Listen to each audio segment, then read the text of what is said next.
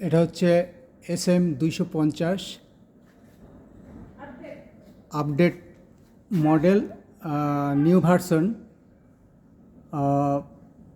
High speed, manufactured 2005 সালে। অল্প কিছুদিন ব্যবহার হয়েছে এবং ফুল রানিং। কম্পিউটার করতে হবে ওখানে ও দেখি কেন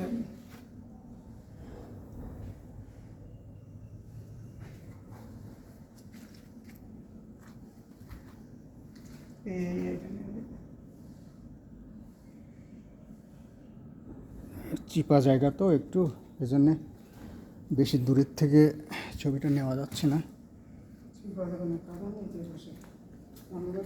ঠিক আছে ওটা